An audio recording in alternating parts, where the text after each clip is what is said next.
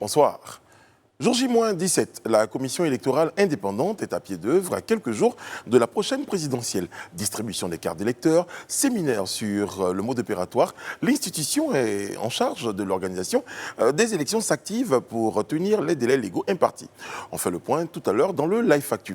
Toujours en politique, Henri Konan Bédié, candidat du PDCI RDA, s'est envolé lundi dernier pour le Ghana où il a rencontré le président ghanéen et le roi des Ashanti. Nous y reviendrons. Et aujourd'hui, nous avons décidé de faire la part belle à la culture. Notre invité est le directeur général du Bureau ivoirien du droit d'auteur. La gestion de cette administration, les rapports avec les sociétaires, tous ces sujets seront passés en revue avec M. Karim Ouattara. Débat et analyse, décryptage, l'information, l'actualité. Comme vous l'avez toujours souhaité, c'est dans le Live Talk. Bienvenue.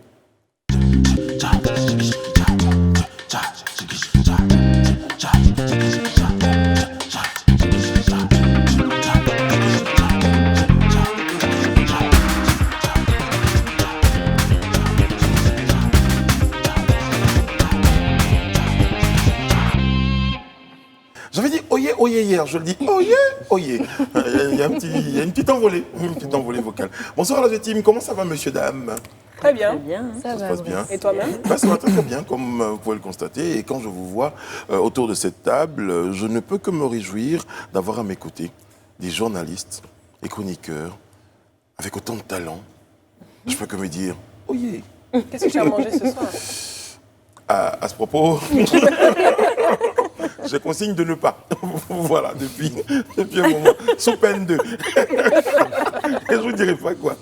Ryan Aziz, bonsoir, comment ça va? Bonsoir Brice, on est tout aussi heureux de t'avoir avec nous. C'est bien, c'est gentil.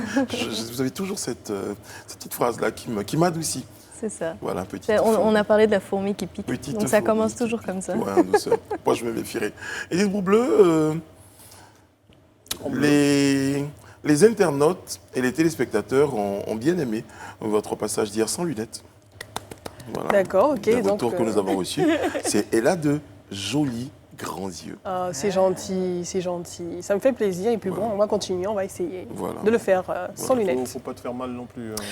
Ça sera un entraînement, on va voir ce que ça donne. Ouais. Avec ou sans, de toute façon, je suis Avec toujours avec vous bleu. Avec l'avis de ton ophtalmo, je suis d'accord. Absolument, et je le salue d'ailleurs.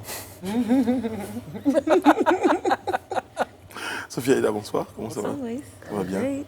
Always shining? Always. Always. Et puis, Serge, Bonsoir. Bonsoir, comment ça va? Bien, merci. Bien, merci. Vous êtes médecin? Oui. D'accord. En tout cas, vous prenez soin de nous et ça fait plaisir de savoir à chaque fois, vous allez bien, vous allez bien, vous allez bien. Oui, parce que je peux développer et communiquer des énergies positives. Je peux ressentir également certaines énergies. Et À pour chaque moi, fois qu'on m'en c'est envoie, important. moi j'ai envie de casser, c'est comme ça, c'est dans ma nature. Non, mais c'est pas grave, vous réussissez pas. Je vous On se rassure. donne le pari Vous jusqu'à la n'y fin de cette arrivez pas. émission. Toute cette belle énergie-là, on va la communiquer, on va la partager avec nos téléspectateurs qui chaque jour nous font l'honneur de nous recevoir chez eux. Bienvenue dans ce rendez-vous-là et puis toutes les équipes sont en place. Nous allons donc découvrir ensemble l'actualité de ces 24 dernières heures. C'est tout de suite et c'est dans le Live Actu. Vous l'avez dit hier. Et moi, j'écoute conseil. En tout cas, on sera attentif chaque jour. Absolument, absolument. Et avant de démarrer ce rendez-vous-là, eh bien, on l'a appris hier, M. Marcel Zadikessi nous a quittés dans la nuit, je disais donc hier, mardi 13 octobre 2020 à la PISAM. Eh bien, faut rappeler qu'il a été président du Conseil national du patronat ivoirien de 1993 à 1998, président du Conseil économique et social de Côte d'Ivoire de 2011 à 2016. Il était également vice-président du Parti démocratique de Côte d'Ivoire, le PDCI, et au titre de cette distinction, on note qu'il était il est grand officier de l'Ordre national de Côte d'Ivoire, chevalier de l'Ordre national de la Légion d'honneur et docteur honoris causa du réseau des universités des sciences et technologies des pays d'Afrique au sud du Sahara. En tout cas, toute l'équipe de Live TV se joint à moi, en tout cas, entend adresser ses condoléances à toute la famille du disparu et à toute la Côte d'Ivoire. Exactement. Tu as bien vécu, tu auras bien vécu. Ouais. Alors, on va aborder les points de notre live actu. On va commencer par la présidentielle et du côté de la CEI, on s'active. C'est ça. Ouais. Les élections du 31 octobre 2020 approchent à grands pas et on va dire que la CEI est à pied d'œuvre, hein. Elle est à l'œuvre, au taquet.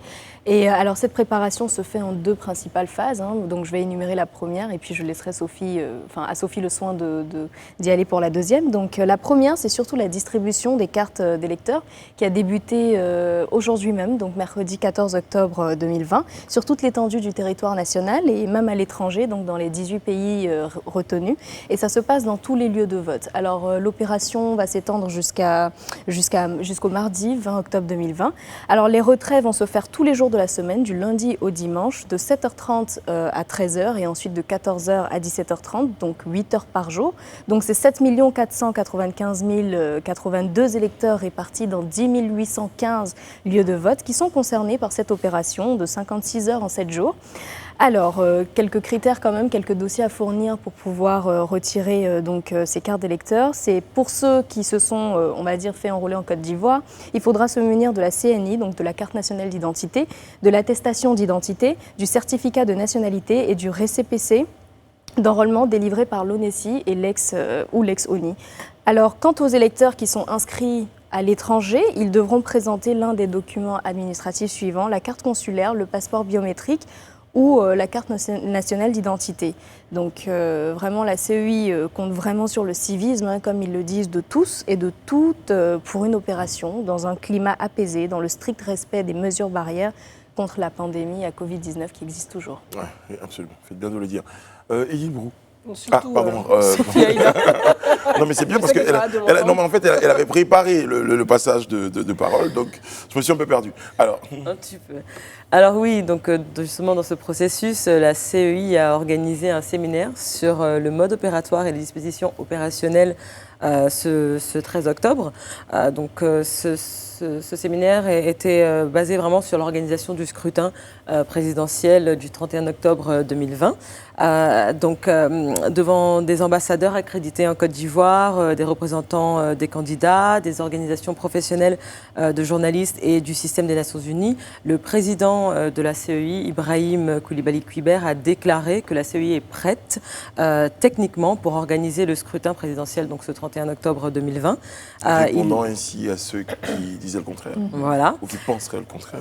Voilà, donc il a également dit que la CEI a pour seul objectif le respect de la Constitution et du Code électoral, justement. Alors, il a rappelé l'arrêt de la liste électorale par la CEI le 24 septembre 2020 et la cérémonie de remise aux candidats le 9 octobre 2020 des affiches et spécimens de bulletins de vote. Alors, on va quand même noter que cette cérémonie s'est déroulée sans la présence des candidats Henri Konan-Bédier et Pascal Affi-N'Guessan.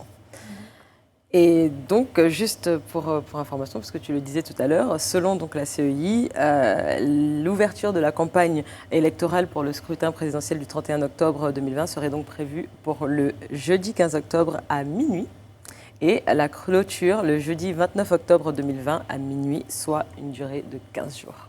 D'accord. Et concernant le retrait par les populations, en tout cas les 7 millions d'électeurs sur la durée de 6 jours, on est d'accord, 7 jours, du 14 au 20 octobre, je pense qu'il y avait certaines inquiétudes aussi d'internautes ou d'usagers qui trouvaient cette date assez courte, en tout cas pour permettre à ces 7 millions d'électeurs de pouvoir retirer leur carte d'électeur.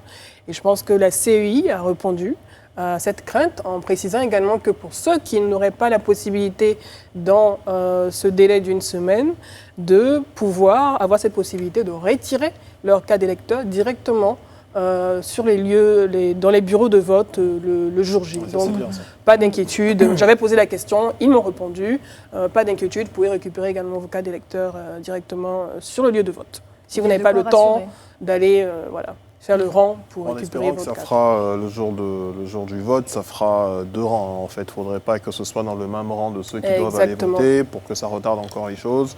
puisque de toute façon, c'est vous qui êtes en retard. Donc. Exactement. Et donc, comme tu l'as dit, on peut retirer sa carte d'électeur avec la CNI, voilà, qui est pour ceux qui ont une CNI qui est encore protégée pour un an. Certificat de nationalité, Oui. récépissé d'enrôlement délivré par l'ONESI ou l'ex-ONI. Ouais.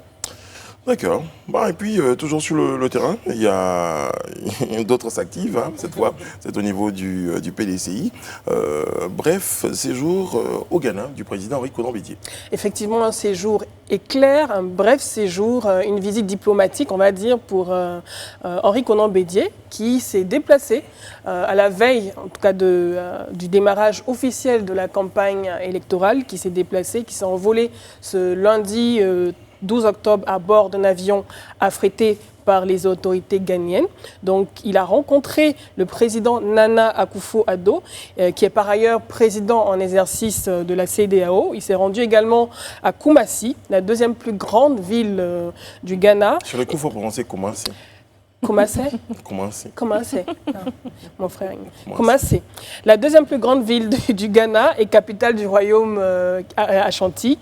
Il a été reçu par le roi des Ashanti, Sa Majesté, j'espère que je vais bien prononcer, Otumfuo Nana Osei Tutu. Et de ces rencontres, Tutu II, voilà, Tutu II. Et de ces rencontres, rien à filtrer. J'ai pu voir sur les réseaux sociaux du PDCI, de la chaîne PDCI TV, un résumé, en tout cas comme ce qu'on est en train de voir à l'écran, un résumé, même qui malheureusement n'était pas en français, qui est un reportage en Ashanti, sans commentaire. Donc on ne sait pas exactement ce qu'ils se sont dit, qu'est-ce qui a filtré de cette rencontre diplomatique, on va dire, et qu'est-ce que ça va apporter, en tout cas dans les prochains jours, au parti, au PDCI et à la coalition de l'opposition. Il faut noter également que ce séjour ghanéen intervient après le meeting de l'opposition au stade Félix Houphouët-Boigny, où le président Henri Konan Bédié a appelé la communauté internationale, notamment les Nations Unies, à se saisir du dossier électoral ivoirien. Et notons également que le président ghanéen Nana Akufo-Addo, également président en exercice de la CEDEAO, a tenu à le recevoir également. Alors, moi, je vois ça d'un bon oeil, hein, plutôt, puisque de toutes les façons, on va dire qu'il va s'abreuver à la source de la sagesse Akan, j'ai envie de dire. Et quand on sait que cette sagesse-là est digne de bons conseils et de confiance, j'ai envie de dire, à la veille de l'ouverture de cette campagne, est-ce que cela ne nous réserverait pas des surprises de toute façon, wait and see, comme on le dit du côté des anglo-saxons, notamment au Ghana, on verra bien d'ici demain. Mais en tout cas, je vois ça d'un bon oeil, de toute façon. En tout cas, la CEDEAO est active, le président Nana Akufo aussi est également actif, donc comme tu l'as dit, on verra bien. En tout cas, tant qu'on parle, tant qu'on se parle, tant qu'on discute, tant qu'on échange, tant qu'on recherche des solutions, eh bien, c'est surtout en interne, hein, surtout ici, mais bon, c'est toujours bon d'aller parler à certaines instances et revenir avec un message, peut-être en tout cas d'apaisement, c'est tout ce qu'on peut souhaiter. Mais j'ai l'impression que ça fait longtemps en tout cas que Henri Konan Bédié ne s'était pas déplacé hors du pays. Et d'ailleurs, c'est ce que j'ai remarqué sur ces images-là et c'est ce qui m'a vraiment fait plaisir de le voir surtout s'incliner devant quelqu'un. C'est la première fois que je le vois faire ça d'ailleurs. Bon, il dit c'est pas vraiment incliné. C'est pas vraiment incliné. Voilà. Sur le coup, il a gardé la tête haute, mais il s'est incliné quand même. Il va pas se... Bon. Il va faire attention. Il a rendu ses hommages au roi. Voilà, on va le dire. Otumfuo Nana Osei Tutu. Et notre invité du jour est un ancien cadre du Trésor public. Il a été administrateur principal des services financiers. Il est aujourd'hui le directeur général du Burida. Karim Ouattara nous a rejoint dans ce studio. Bonsoir, monsieur le directeur. Bonsoir, Brice. Merci d'être avec nous. Alors, monsieur le directeur, vous avez accepté d'être à la tête du Burida depuis janvier 2020. Voilà. Structure qualifiée de maison à problème, de panier à crabe. Dans quel état d'esprit vous avez appréhendé cette nomination-là? Et surtout, qu'est-ce que vous êtes dit? Je m'en vais au devant de problèmes. Dans quel état d'esprit? Non, je ne suis pas sur les réseaux sociaux et puis je ne savais même pas ce qui s'est passé au Burida, en toute franchise. Je ne savais pas. Et donc, en tant que fonctionnaire, l'État a décidé de m'y envoyer. Et quelle mission, justement, la tutelle vous a confiée? La mission première, c'est de tout faire pour renflouer les caisses du Burida, parce qu'il y a beaucoup de déperditions dans les droits d'auteur. Beaucoup de personnes utilisent, beaucoup d'entreprises utilisent les œuvres de l'esprit sans les payer. Et les sociétaires eux-mêmes avaient donc revendiqué plus de transparence au niveau donc, de la collecte de ces droits-là.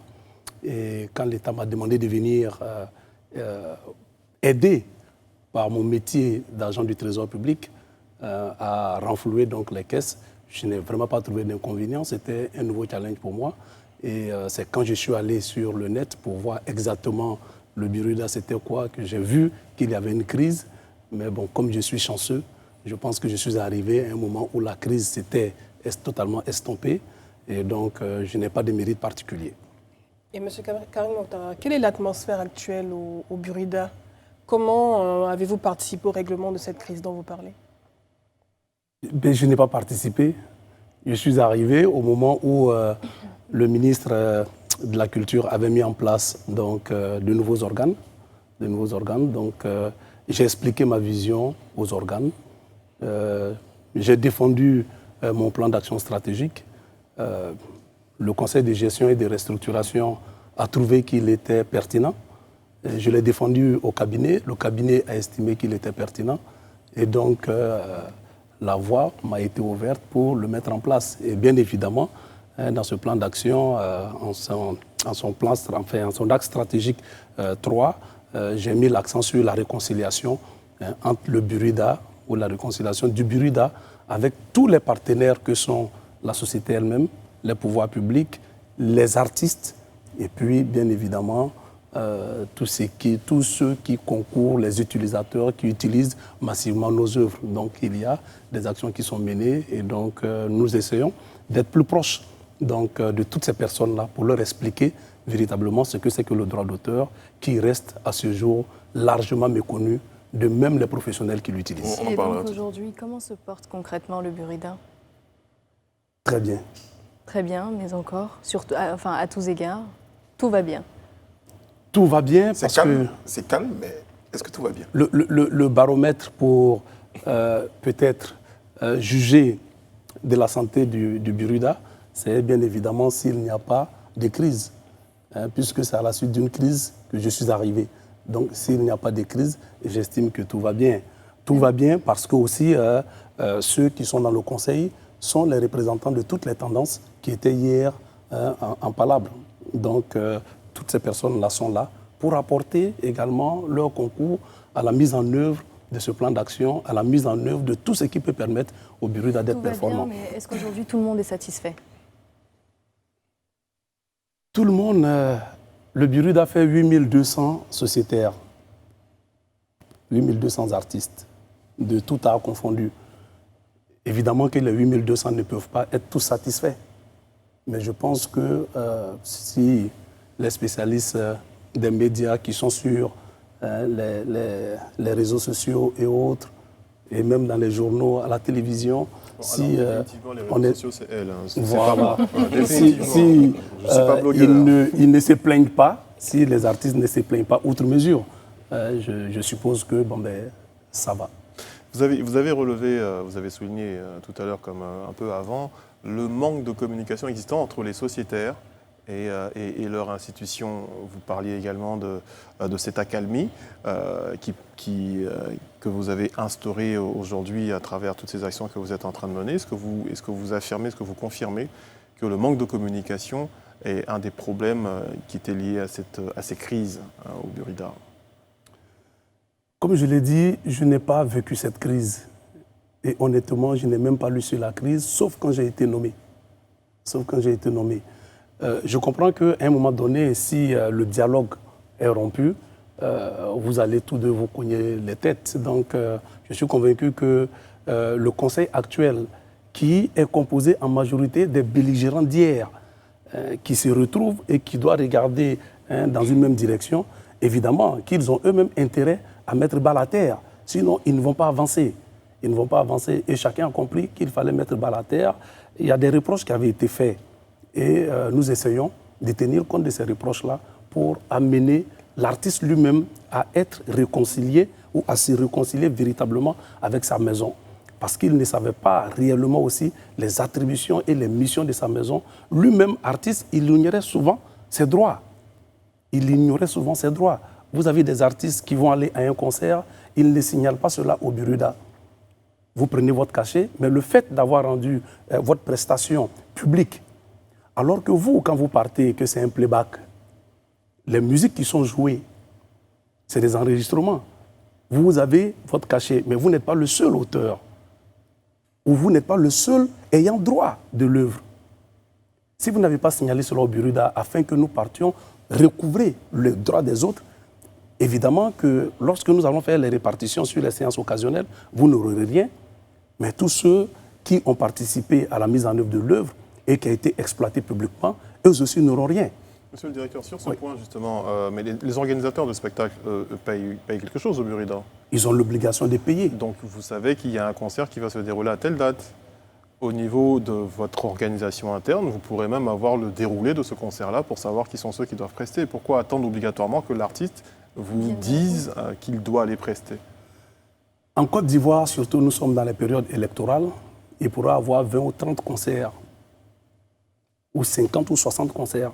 Est-ce que vous pensez que le Bureau a les moyens, si on n'a pas l'information, de détecter toute cette information-là et puis d'aller recouvrer? Nous partons. Les organisateurs vous oui, payent?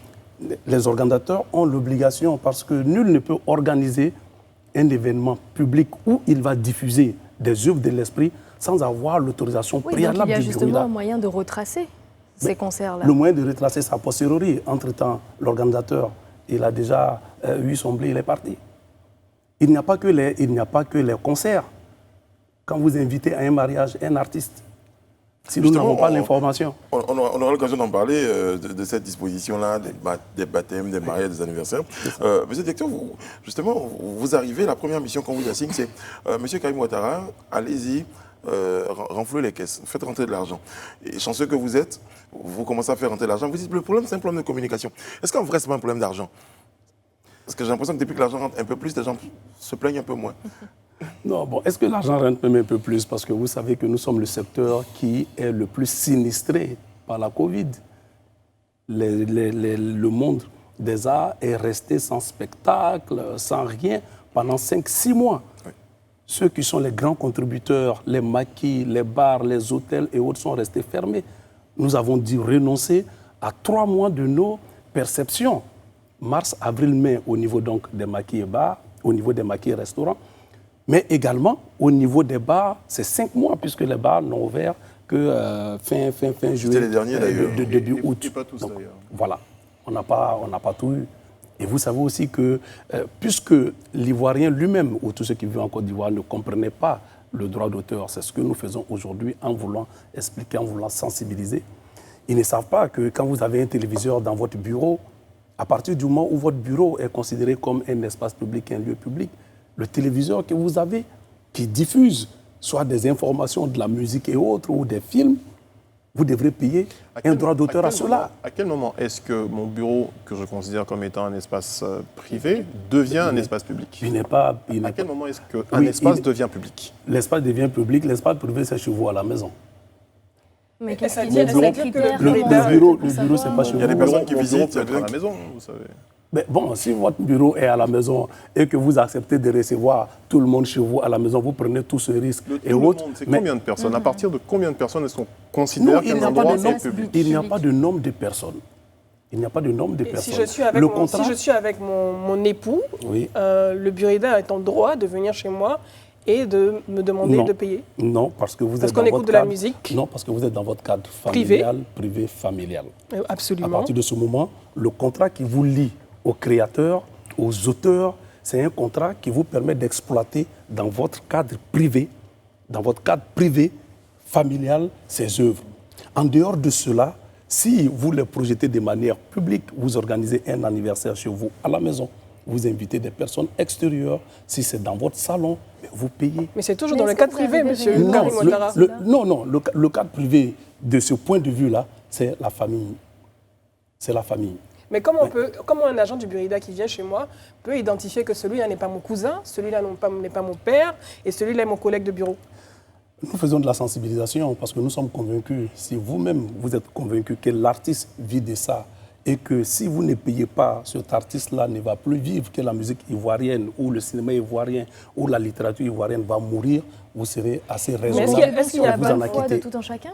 Pardon? Vous comptez sur la bonne foi de tout un chacun? Mais nous sommes obligés de compter Est-ce qu'il n'y a sur pas la un moyen bonne plus foi simple de de pouvoir tout- récupérer avec une... je pense qu'il y a des taxes, par exemple, sur les factures d'électricité ou autres, pour pouvoir récupérer chez chaque Ivoirien une taxe, en tout cas d'accompagnement ou redevance. forfaitaire pour payer les Ça- artistes. Ça sera l'idéal, mais ce n'est pas évident que le législateur l'accepte.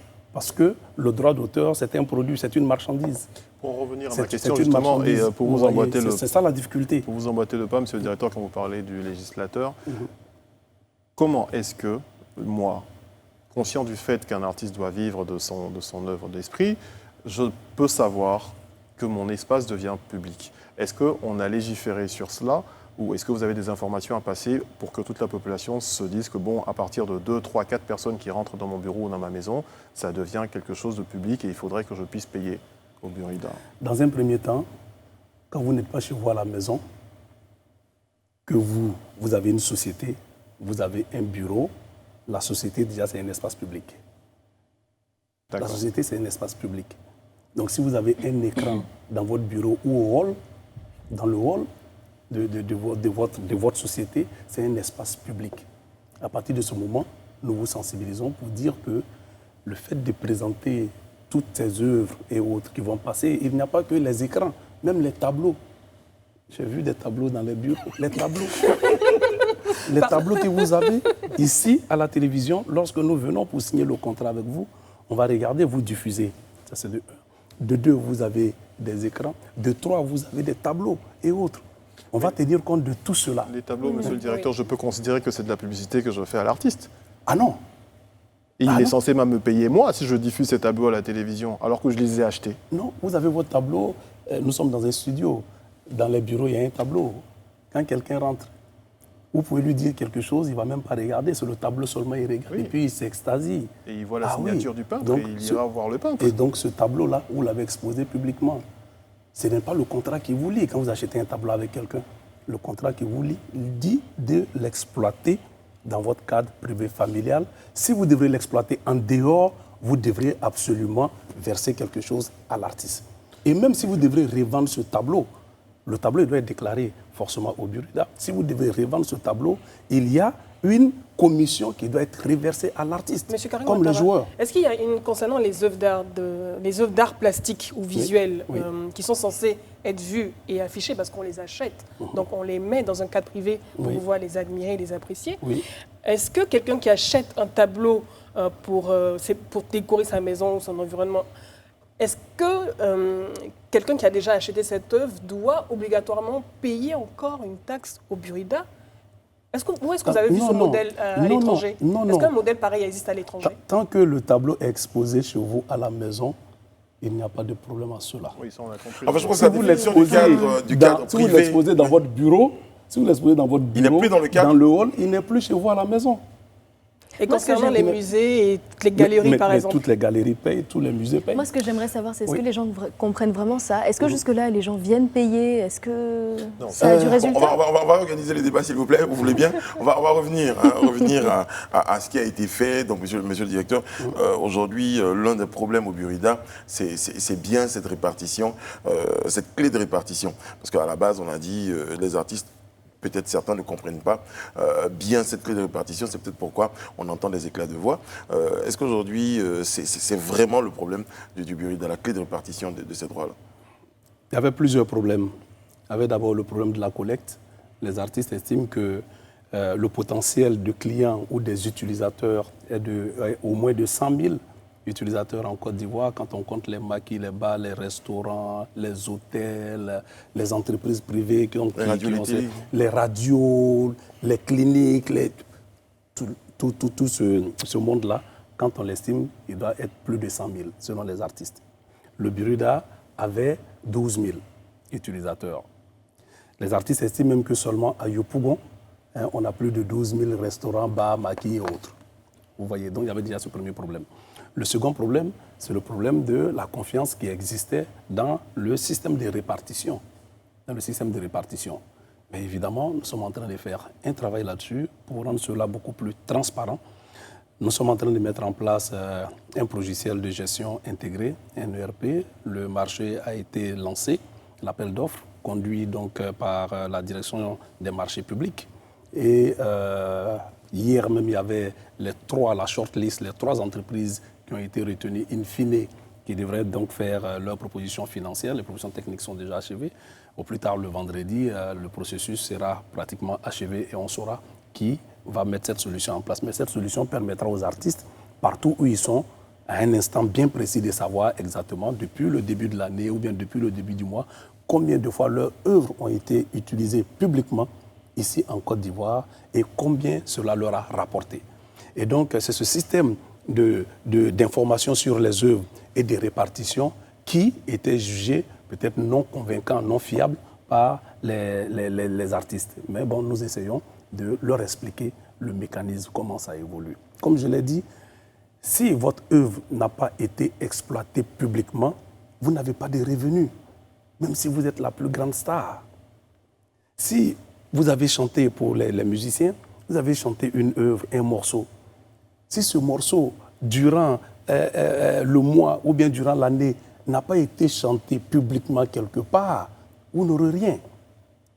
Et même s'il est chanté publiquement à un mariage ou à un concert où nous n'avons pas été informés, nous n'avons pas perçu, comment on peut vous le redistribuer? Si vous jouez à l'intérieur du pays, même à Abidjan, où des maquis refusent de payer malgré les coercitions et qui continuent de jouer, comment allons-nous vous payer? On ne pourra pas. Parce que ceux qui payent, qui contribuent, sont censés nous donner leur programme, donc leur playlist. Pour le moment, c'est facile avec les bars qui ont déjà le mécanisme de restitution de ces informations. Les radios et les télés. Les radios, canals, les télévisions. Vous, quand vous allez payer, vous allez nous donner votre programme. Mais en ce qui concerne les maquis et autres, c'est souvent difficile. Il y en a qui le font, mais les autres ne le font pas. Et donc aujourd'hui, nous avons mis en mission tous nos percepteurs sur le terrain, en plus de faire la perception, de nous amener donc les programmes que ces structures ont pu jouer. Vous avez parlé de 2 problèmes principaux, excusez-moi, mais je pense qu'il en existe un autre, notamment la piraterie, qui a longtemps été décriée par les artistes, de tout art confondu. Oui. Et justement, c'est le laxisme du Burida face à cette piraterie qui était décriée. Le laxisme du Burida, non. Le Burida n'a pas une police en interne. Il y a une brigade. La brigade est sous l'autorité du ministère de la Culture et de la Francophonie. Ensuite, en Côte d'Ivoire, il y a un comité national de lutte contre la contrefaçon. Vous comprenez? Donc, il y a beaucoup d'artifices qui sont mis en place pour lutter contre le piratage. Mais ce n'est pas évident. Pour le moment, je suis en train de recenser sur toute l'étendue du territoire tous ceux qui utilisent les œuvres de l'esprit. Et nous sommes en train de sensibiliser. Si nous atteignons les 50 000, les 60 000, les 100 000, ça sera déjà un pas. Ensuite, ceux qui continuent de s'adonner au piratage avec la sensibilisation, je suis convaincu que beaucoup vont lâcher prise. Ceux qui ne le feront pas, mais ils seront contraints à la rigueur de la loi. Un des combats de certains artistes, monsieur le directeur, c'était d'imaginer que le Burida, leur maison, ils en avaient été dépossédés. Est-ce qu'ils avaient raison de penser ça? Leur maison ne leur appartenait plus. N'appartenait plus. Parce que cet administrateur, ils disent, il y a un administrateur qui est venu, il n'est pas forcément artiste, le Burida n'appartient plus. On l'a entendu dans certaines revendications. Avant ou bien maintenant? Avant, oui. Vous avez l'impression que ce problème, il est en train de... Non, quand je lis les textes qui fondent le Burida, le décret 2015-271 du 22 avril, il est dit comment est constitué le conseil d'administration du Burida. Mais c'est principalement les artistes. Donc je ne sais pas s'il y a eu un conseil d'administration qui a violé cette disposition-là. Mais après la crise, l'État, lui-même ayant pris le devant, a mis en place un organe qui est le Conseil de gestion et de restructuration et qui, aux normes de ces... Est-ce que ce n'est pas cette intervention de l'État, là, justement, que certains ont estimé comme étant une façon de l'État de leur retirer progressivement, ou même de leur retirer totalement la gestion de leur maison? Mais quel intérêt l'État aurait à retirer la gestion de la maison aux artistes? moi je n'en vois pas du tout. Le directeur général, d'ailleurs, ne peut pas être un artiste puisque les sociétaires ne peuvent pas occuper le poste de direction générale. Donc, ça, c'est exclu. Le directeur général rend compte au conseil d'administration Siriana ou au conseil de gestion et de restructuration qui existe en ce moment et qui est présidé par M. Tirbius Kofi. Donc, tout ce que nous faisons, nous exposons cela. D'abord, nous demandons l'autorisation au conseil de gestion. Et quand nous finissons, nous leur rendons compte. Donc, je pense que si certains ont pu ressentir cela, bon, comme je n'ai vraiment pas suivi la guéguerre entre les artistes à l'époque, je ne voudrais pas vraiment m'aventurer sur ce chemin que je ne maîtrise pas. Et quel est l'objectif financier? On va parler chiffres. Quel est l'objectif financier ou le chiffre d'affaires que vous vous êtes donné pour l'année 2020 2021, bon, sachant qu'on a eu la crise de la Covid qui nous a frappé de plein fouet, quel est l'objectif que vous êtes fixé de façon financière? L'objectif que nous nous sommes fixés au début donc, de l'année était de 6 milliards. Le Buruda était autour de 3 milliards, 3 milliards 5, et nous nous sommes fixés un objectif de 6 milliards. Et j'avoue que cet objectif avec la Covid... Il a été atteint à combien de pourcents actuellement? Pratiquement à 50%. 50%. Pratiquement 50%, mais nous ne désespérons pas parce que l'État de Côte d'Ivoire est le plus grand consommateur des œuvres de l'esprit. Il organise les fêtes d'indépendance, les fêtes d'excellence, les séminaires, les administrations, les EPN, partout. Nous pensons que l'État pourra nous aider en payant une partie donc, de ses droits. Qu'est-ce qui a été fait justement pour parler de cette crise-là, pour venir en aide aux artistes au plus fort de la crise sanitaire, que ce soit de l'État, du ministère de tutelle ou du Burida? Le ministère de tutelle les aide régulièrement. Le ministère de tutelle les aide régulièrement, peut-être pas à la hauteur escomptée, mais le ministère de tutelle les aide régulièrement. Le ministère de tutelle et le conseil de gestion et de restructuration ont décidé qu'il y ait une répartition anticipée de droits. Une répartition qui devait se faire en décembre. Nous avons dû, en avril déjà, faire cette répartition. Et nous sommes en train de faire encore une seconde répartition des droits. Enfin, quand elle est anticipée, ça veut dire quoi concrètement? Ça veut dire qu'on vous donne, c'est comme une avance sur salaire. On raccourcit les délais de répartition qui sont fixés dans les règlements. On estime qu'on devrait faire la répartition de tel type de droits en octobre. Compte tenu de la Covid, il faut le faire maintenant parce que les artistes souffrent. Et lorsqu'on sera en octobre? On espère que ce qu'on va recouvrer maintenant, qui devrait être réparti l'année prochaine, on va le répartir en octobre également pour vous jubiler. Toujours pour parler de l'aide qui est accordée aux artistes, on remarque quand même que les artistes lancent souvent des SOS lorsqu'ils sont en difficulté. Qu'en est-il de la politique sociale du Burida envers ces artistes-là? Oui, la politique sociale du Burida fonctionne, mais comme je l'ai dit, les artistes ne recouvrent pas la plénitude de leurs droits.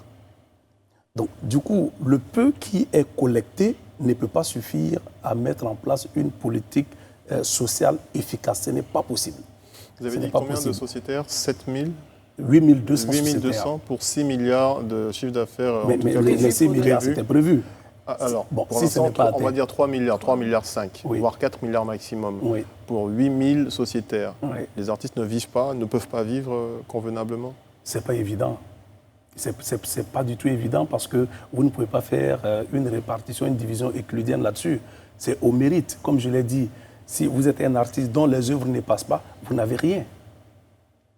Vous n'avez rien, vous voyez. Donc c'est maintenant, avec la réforme qui est en train de se faire, que, certainement, que les réformateurs vont demander plus de solidarité, en disant pourquoi pas ce que nous allons collecter. Et ça, c'était vraiment mon plaidoyer au niveau de la population et au niveau donc du conseil de gestion et de restructuration et des artistes eux-mêmes. Ce que nous allons collecter pour les mariages, les baptêmes et les anniversaires pourrait être affecté, une grande partie pourrait être affectée aux mesures sociales prises. Sur plus de 8200 artistes en Côte d'Ivoire, il y a moins de 100 qui sont assurés. Il y a moins de 100. Ceux qui bénéficient donc d'une pension n'atteignent même pas 30. Une pension régulière, viable, ce n'est pas possible.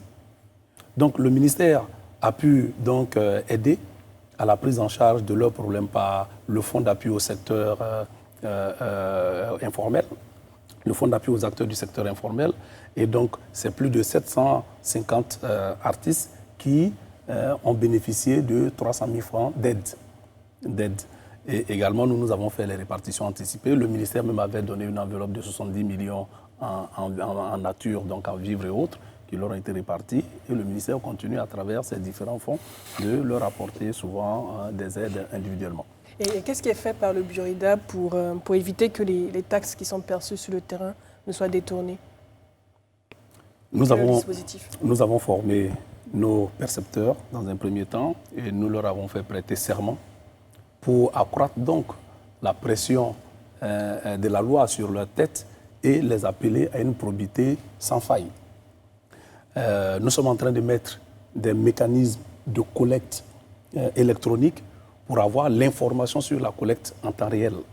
Nous avons des dispositifs aujourd'hui où quand le percepteur recouvre, nous sommes informés. Mais le plus gros du travail qui reste à faire, c'est de sensibiliser l'Ivoirien. Et c'est ce que nous sommes en train de faire. Qu'il sache que le droit d'auteur n'est pas un impôt, n'est pas une taxe. C'est une marchandise. C'est un produit que vous achetez. En diffusant publiquement l'œuvre, vous achetez le produit, vous le louez et puis vous le diffusez. Le support vous appartient. Si c'est une clé, si c'est, comment on appelle, un CD, le support vous appartient. Mais le contenu du support ne vous appartient pas. Il appartient toujours à l'artiste, même quand il est en votre possession. Le contrat qui vous lie, c'est de l'utiliser à des fins personnelles privées. Lorsque vous l'utilisez à des fins publiques, vous devrez vous acquitter d'un minimum. Et dans la sensibilisation, les minimums que nous avons fixés sont supportables. Quand on dit, vous faites un anniversaire, vous allez jouer de la musique. Si vous ne jouez pas de la musique, vous ne payez rien. Vous faites un mariage, vous ne jouez pas de la musique, vous ne payez rien. Vous avez votre bureau, vous n'avez pas d'écran, comment on appelle, d'abonnement TNT et autres, vous ne payez rien. Si vous estimez que dans mon salon de coiffure, l'écran apporte un plus à mon salon, et c'est ce que nous souhaitons, mais vous devrez vous acquitter d'un petit forfait. Quel est le montant? Et pour les baptêmes, les anniversaires, c'est 5 000 francs, madame. C'est 5 000 francs. Payable où? Comment est-ce que les... Il y a les mobile money, ils ont tous les liens. Les liens sont connus. Aujourd'hui, On compte sur la bonne foi. Pour le moment, on compte sur la bonne foi. Ceux qui sont en train de nous regarder et qui doivent célébrer des anniversaires demain, qui ont envie d'aider les artistes, comment est-ce qu'ils font? Je ne sais pas si je peux donner des... Bien sûr. Voilà. Au niveau d'Orange, il y a un lien. Je ne l'ai pas ici, mais ce n'est pas grave, je pense que je l'aurai avant que l'émission finisse. Au niveau de Move et au niveau d'MTN, il y a des liens. En plus de cela, le Burida même peut aller sur le net, cliquer sur Burida. Ils vont avoir tous ces liens et tous les numéros qu'ils peuvent joindre. Nous disons, vous faites l'effort de venir de vous-même payer ou alors payer sur, comment on appelle, à travers ces liens-là. Donnez-nous l'information parce que chaque semaine ou chaque mois, nous allons organiser des tirages au sort. Ces tirages au sort pour vous amener l'artiste de votre choix. L'artiste de votre choix, vous ne pouvez pas l'avoir à 5 000 francs. Le mariage, c'est 30 000 à Abidjan, 20 000 à l'intérieur. Mais si vous faites votre mariage sans musique, vous ne payez rien. C'est impossible. Alors que le gâteau, vous l'achetez. Vous louez les bâches, les chaises, la sono. Vous achetez la boisson. La musique qui fait de votre mariage une réussite, vous estimez qu'elle vous appartient. Ce n'est pas vous qui l'avez composée. Non, malheureusement, on paye la sono aussi. Mais la sono, vous payez la sono pour qu'il vienne vous diffuser des sons. Est-ce que celui qui fait la sono, la musique lui appartient? Moi, ce que j'aimerais savoir, c'est lorsqu'on paye les 5 000 francs, on peut... Vous jouez autant de musique que vous voulez. Okay. Et nous allons plus loin pour vous dire les numéros du Burida que vous avez. Quand vous jouez au cours de votre anniversaire, donnez-nous au moins 10 ou 20 artistes que vous avez joués ou leurs œuvres. Donnez-nous les numéros du Burida. Voilà, pour qu'on puisse directement vous reverser, on puisse reverser à ces artistes que vous aurez signalés, qu'on puisse leur reverser les 5 000 francs que vous avez payés. Si vous les avez, n'hésitez pas à les partager, les numéros du Burida, pour que ceux qui nous regardent aujourd'hui puissent pouvoir vous rentrer en contact. D'accord, je vais les sortir. C'est ça. Ou le temps. Ou encore se rendre sur la page, vous avez certainement une page internet du Burida et vous aurez tous les contacts. Pour ceux, enfin pour ce qu'on souhaite, ce que le Burida souhaite, c'est que les personnes qui organisent les baptêmes, les anniversaires. Et d'ailleurs, monsieur le directeur, pendant qu'on dit ça, certains animateurs, de plus en plus, sont déclarés, ils se déclarent pour avoir des droits. les animateurs, Télé. vous, télé. Pour avoir des droits, il faut être créateur ou avoir participé à une création.